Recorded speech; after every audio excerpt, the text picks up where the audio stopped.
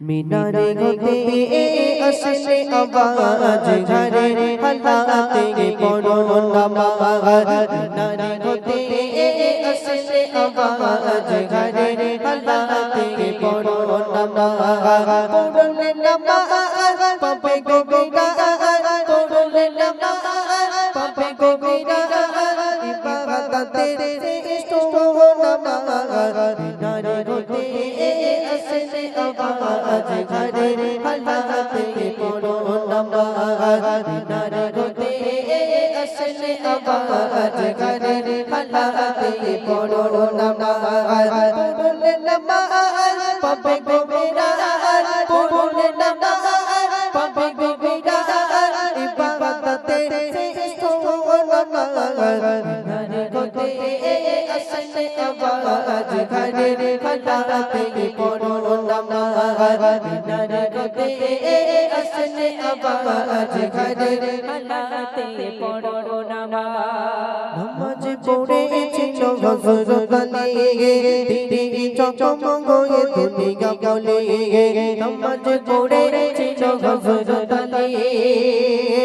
তিনি চকমক হয়ে দুনিয়া বলে नमाज पढ़ेছিল হযরত আলী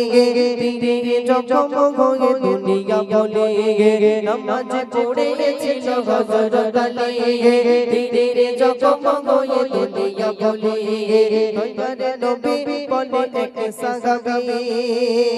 আলী নামাজ চলে বারে করনি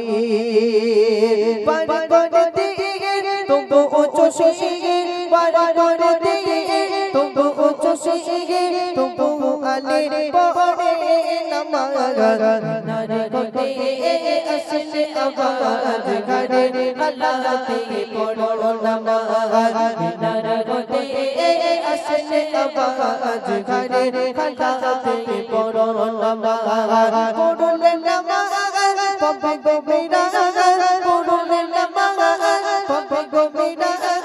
इबादत तेरे इष्टो नमाज मीनारे होते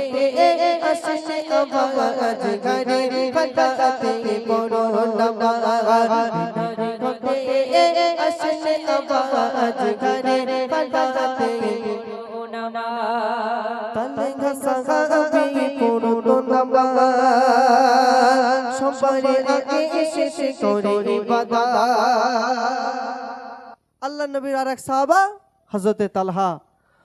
তালহা প্রতিদিন নামাজ আদায় করত কিন্তু নামাজের শেষে দোয়া করত না নামাজের শেষে দোয়া না করে ছুটে ছুটে বাড়ি চলে যেত একদিন সাহাবারা মিলে বিশ্বনবীকে বললেন হে নবী আপনার সাহাবা তালহা কোনোদিন দোয়া না করে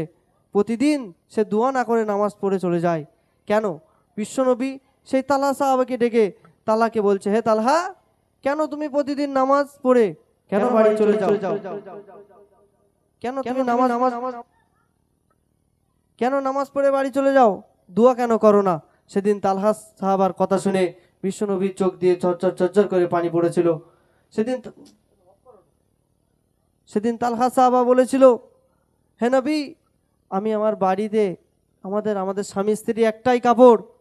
আমি যখন নামাজ পড়তে আসি আমার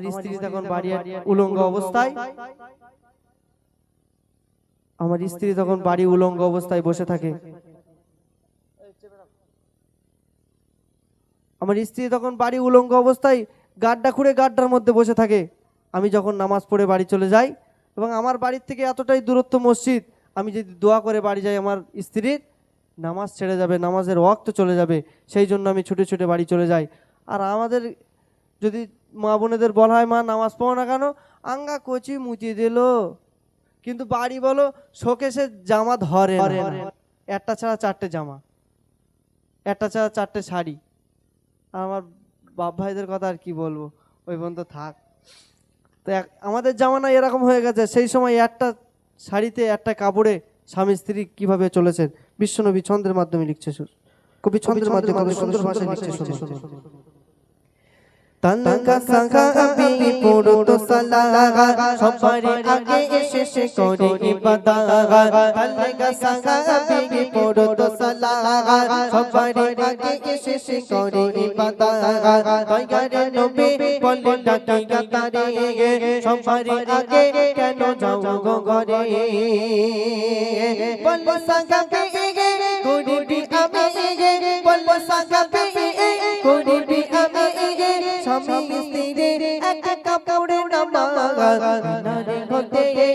আসলে আওয়াজ ঘরে হালাতে পড়ো নামাজ নারে হতে আসলে আওয়াজ ঘরে হালাতে পড়ো নামাজ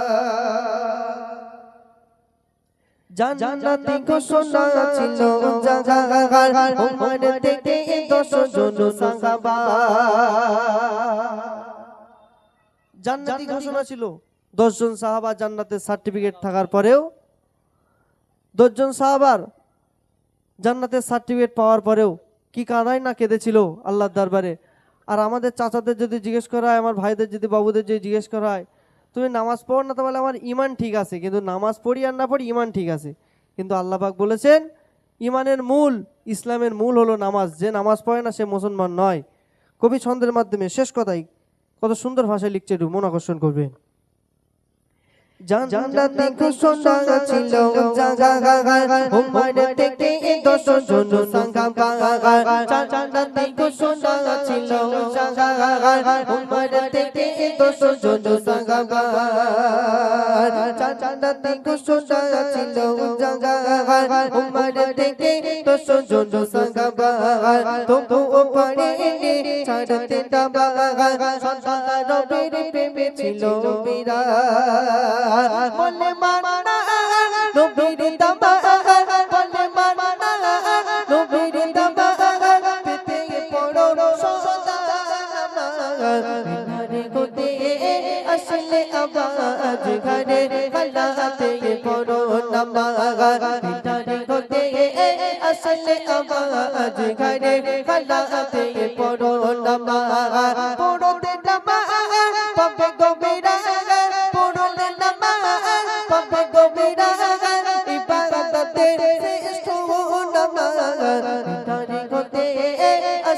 আওয়াজ ঘরে হালাতে পড়ো নামাজ ঘরে হতে